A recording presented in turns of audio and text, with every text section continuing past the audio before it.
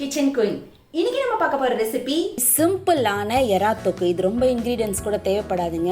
இன்னைக்கு வந்து சமையல்ல என் கூட வந்து ஹெல்ப் பண்ண போறது என் ஹஸ்பண்ட். வணக்கம் எல்லாருக்கும். எனக்கு எறா தொக்குனா ரொம்ப பிடிக்கும். அதனால தான் பக்கத்துல இருந்தே நான் வாட்ச் பண்ண போறேன். வாங்க எப்படி செய்யணும்னு பார்க்கலாம். பிகினர்ஸ் வந்து இது ரொம்ப ஈஸியாக செய்யலாம். அதனால தான் இந்த மாதிரி சிம்பிளாக நான் செஞ்சு காட்டுறேன். ஒரு நிமிஷங்க நான் வீவர்ஸ் கொண்டு சொல்லிக்கிறேன். ஹலோ வீவர்ஸ், இந்த வீடியோவை நீங்கள் கடைசி வரைக்கும் பார்த்தா தான் உங்களுக்கு எப்படி செய்கிறாங்க அப்படின்ற செய்முறை தெளிவாக தெரியும். அப்படியே சேனல் இது வரைக்கும் சப்ஸ்கிரைப் பண்ணலைன்னா கண்டிப்பாக சப்ஸ்கிரைப் பண்ணிட்டு பக்கத்தில் இருக்கிற பெல் பட்டனை அப்படியே ஒரு தட்டி விட்டுருங்க. கிச்சன் குயின் செய்கிற எல்லா டிஷ்ஷஸும் உங்களுக்கு நோட்டிஃபிகேஷனாக வரும். 1/2 கிலோ எறா வாங்கி இந்த மாதிரி மஞ்சத்தூள் உப்பெல்லாம் போட்டு நல்லா க்ளீன் பண்ணி வச்சுருக்கேன். எறா வந்து எப்போவுமே நல்லா க்ளீன் பண்ணணுங்க, இல்லைன்னா ஒரு மாதிரி ஸ்மெல் அடிக்கும், நல்லா இருக்காது. கேட்டுக்கிட்டிங்களா? எறா கழுவுறதுல ரொம்ப பெரிய விஷயம் இருக்குது போல இருக்குது. அது மட்டும் கொஞ்சம் பார்த்து செஞ்சுக்கோங்க. ஏன்னா ஹைஜீனிக்காக இருக்கணும் இல்லையா நம்ம சாப்பிட்ற சாப்பாடு. கடாயில் எண்ணெய் ஊற்றிக்கலாம். இந்த மாதிரி நான்வெஜ் ஐட்டம்க்கு நல்லெண்ணெய் யூஸ் பண்ணுறது நல்லது. நல்லெண்ணெய் விலை காஸ்ட்லியாச்சு. உடம்பு ஆரோக்கியமாக இருக்கணும்ல. Okay okay okay. இப்போ வந்து சின்ன வெங்காயம் வந்து ஒரு 1/4 கிலோ சின்ன வெங்காயம் இந்த மாதிரி நீளமாக கட் பண்ணி வச்சுருக்கேன். அதை இதோட சேர்த்துக்கிறேன். இதுக்கு பெரிய வெங்காயமும் யூஸ் பண்ணலாம், பட் சின்ன வெங்காயம் யூஸ் பண்ணி நீங்கள் செஞ்சிங்கன்னா அதோட டேஸ்ட் வந்து ரொம்ப அற்புதமாக இருக்கும். வெங்காயம் போட்டிருக்கீங்க, வெங்காயம் விலை அதிகம் வேறு சொல்கிறாங்க. வெங்காயம் இப்போ விலை கொஞ்சம் குறைஞ்சி போச்சு. அப்படியா? குறைஞ்சிச்சா? எனக்கு தெரியாது. வெங்காயம் நல்லா வதங்கட்டும். இந்த மாதிரி கண்ணாடி மாதிரி வதங்கின உடனே 1 ஸ்பூன் இஞ்சி பூண்டு பேஸ்ட் போட்டுக்கலாம். போட்டு அந்த இஞ்சி பூண்டோட பச்சை தன்மை போகிற வரைக்கும் நல்லா வதக்கிக்கலாம். நல்லா பச்சைத்தன்மைங்களா? அப்படின்னா அது வந்து ரா ஸ்மெல், ஒரு மாதிரி இஞ்சி பூண்டோட அந்த ஸ்மெல் இருக்கும். ஒரே ஒரு பச்சை மிளகா நான் அது வந்து காரத்துக்காக இல்லை, ஸ்மெல்காக போட்டிருக்கேன். பச்சை மிளகா போட்டேன்னா அதோட வாசனை ரொம்ப நல்லா இருக்கும், அதனால ஒரு பச்சை மிளகா போட்டிருக்கேன். இவ்வளோ பெருசாக போட்டிருக்கீங்க, வெட்டி வெட்டி போடக்கூடாதா? அது நான் வந்து ஒரு ஷோக்காக தான் போட்டிருக்கேன். ஓகே, நீங்களே எனக்கு ஷோ பண்ணுறீங்க, அதுலேயும் ஷோவா? Okay okay. 2 தக்காளி பொடி பொடியாக நறுக்கியிருக்கேன், அதை இதோட சேர்த்துக்கலாம். சேர்த்துட்டு நல்லா வதக்கி விடுங்க. தக்காளி வெங்காயம் வதங்கிறதுக்கு எப்போவுமே நம்ம நார்மலாக உப்பும் மஞ்சத்தூளும் போடுவோம். அதே மாதிரி நம்ம உப்பும் மஞ்சத்தூளும் சேர்த்துக்கலாம். உப்பு போட்டாச்சு. வெங்காயமும் தக்காளியும் நல்லா ஸ்மாஷ் ஆகி வதங்கணும். அப்போ தான் இந்த தொக்கு வந்து நல்ல டேஸ்ட் கொடுக்கும் உங்களுக்கு. அடி பிடிக்காமல் வதங்க விடுங்க, அப்புறம் அடி பிடிச்ச ஸ்மெல் வந்துடும். அதனால் அடி பிடிக்காமல் நல்லா வதங்கட்டும். நல்லா கேட்டுக்கங்க, அடி பிடிக்காமல் கலருங்க. அப்புறம் வந்து நீங்கள் அடி பிடிக்க வச்சுட்டு டேஸ்ட் இல்லைன்னா எங்களை வந்து நீங்கள் கிச்சன் குயினை குறை சொல்லக்கூடாது, ஓகேவா? பாருங்க, வெங்காயமும் தக்காளியும் நல்லா வதங்கிருச்சு. நல்ல வாசனை வருது. ஆமாம், அந்த இஞ்சி பூண்டு போட்டிருக்கோம் இல்லையா, அந்த இஞ்சி பூண்டு தக்காளி வெங்காயம் சேரும்போது நல்ல ஸ்மெல் கொடுக்கும். இப்போ பச்சையாக கொஞ்சம் கருவேப்பிலை சேர்த்துக்கலாம். சேர்த்துட்டு நல்லா வதக்கி விடுங்க.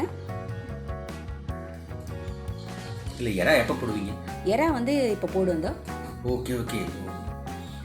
கழுவி வச்சிருக்க எறாவை இப்போ இந்த தொக்கோட சேர்த்தாச்சு. சேர்த்து நல்லா கிளறி விடுங்க.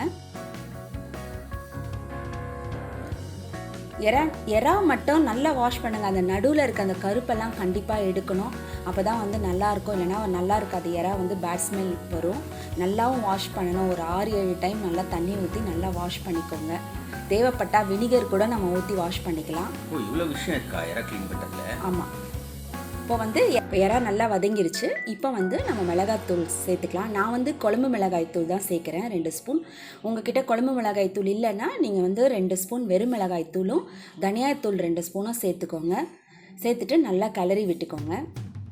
குழம்பு மிளகாய்த்தூள் சேர்க்கும் போது இன்னும் கொஞ்சம் டிஃப்ரெண்ட்டாக இருக்கும், டேஸ்ட் நல்லாயிருக்கும். வெறும் மிளகாய்த்தூள் தனியாத்தூள் சேர்க்கறத விட இந்த மாதிரி நீங்கள் குழம்பு மிளகாய்த்தூள் சேர்த்து செஞ்சிங்கன்னா நல்லாயிருக்கும். தொக்கு நல்லா சாப்பிட்றதுக்கு ரொம்ப டேஸ்ட்டாக இருக்கும். ஆனால் இப்பயே நல்லா வாசனை வருதுமா. லைட்டாக அப்படியே மூக்கில் வந்து சாப்பிடும் போல் இருக்குது. பார்க்கலாம், முடிக்கிறோம். வெயிட் பண்ணுங்க. அவசரப்படாதீங்க, இன்னும் நல்ல ஸ்மெல் வரும். உங்களுக்கு நான் சூப்பராகவே செஞ்சு தரேன். இப்போது அந்த மிளகாய்த்தூள் கொஞ்சம் நல்லா வதக்கி விட்டுருங்க. நல்லா வதங்கணும். எண்ணெயிலே கொஞ்சம் நேரம் வதங்கட்டும். 2-3 நிமிஷம் வரைக்கும் வதக்கி விட்டுட்டு தண்ணி ஊற்றுங்க. தண்ணி ரொம்ப ஊற்ற வேண்டாம், எறா கொஞ்சம் சீக்கிரமாகவே வெந்துடும். அதனால் ஒரு 1/2 டம்ளர் அளவுக்கு தண்ணி ஊற்றிக்கலாம். தண்ணி ஊற்றி நல்லா கிளறி விட்டுருங்க.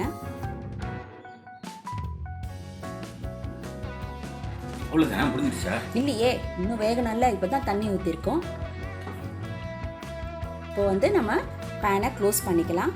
க்ளோஸ் பண்ணிவிட்டு ஒரு 10 நிமிஷம் கழித்து திறந்து பார்த்தீங்கன்னா பாருங்கள், எறா நல்லா வெந்திருக்கு. சூப்பர். இப்போ வந்து நம்ம தொக்கா பண்ணுறதுனால இந்த இருக்கிற தண்ணியெல்லாம் கொஞ்சம் ட்ரைன் ஆனால் தான் நல்லாயிருக்கும். அதனால் ஒரு 5 நிமிஷம் அந்த தண்ணியெல்லாம் ட்ரைன் ஆகிற வரைக்கும் வைங்க. எப்போ முடியும்? இதோ முடிஞ்சிருச்சு, இன்னும் ஒரு 2-3 நிமிஷம் தான். 90% முடிஞ்சிச்சு பாருங்கள். தண்ணி தான் கொஞ்சம் ட்ரை ஆகணும். அது ஆயிடுச்சு, எண்ணெய் பிரிஞ்சு வருது. வியூவர்ஸ் செம்ம ஸ்மெல்லாக இருக்குது. அப்படியே இப்பயே எடுத்து சாப்பிடணும் போல இருக்குது. ஆனால் விட மாட்டாங்க. என்ன பண்ணுறது, வெயிட் பண்ணுவோம். அவ்வளோதாங்க, தக்கு ரெடி ஆகிடுச்சு. இது மேலே வந்து கொஞ்சம் கொத்தமல்லி இலை தூவிட்டு நல்லா பொடி பொடியாக நறுக்கிக்கோங்க. கொத்தமல்லி தூவி விட்டுட்டு நல்லா வதக்கிட்டு பாருங்கள். சூப்பராக நம்மளுடைய இறா தொக்கு. நான் கொஞ்சம் எடுத்துக்கிறேன், டேஸ்ட் பண்ணுறேன். வாவ், செம்மையாக இருக்குது, சூப்பராக இருக்குது. வியூவர்ஸ் நீங்களும் செஞ்சு பாருங்கள். ஓகே, நீங்களும் இதை உங்கள் வீட்டில் செஞ்சு பாருங்கள். உங்களுடைய ஃபீட்பேக்கை என்னுடைய கமெண்ட் பாக்ஸில் போடுங்க. என்னுடைய சேனலை சப்ஸ்கிரைப் பண்ணுங்கள். பக்கத்தில் இருக்க பெல் பட்டனை மறக்காமல் கிளிக் பண்ணுங்கள். என்னங்க ரெசிபி பார்த்தீங்களா? பிடிச்சிருந்ததா? சூப்பராக இருந்துச்சா? உங்கள் எல்லாருக்கும் ஒரு சின்ன ரெக்வஸ்ட். அது என்னென்னா, என்னுடைய பேஜை லைக் பண்ணுங்கள், கமெண்ட் பண்ணுங்கள், ஷேர் பண்ணுங்கள். மீண்டும் உங்களை அடுத்த ரெசிபியில் சந்திக்கிறேன். Until then, bye.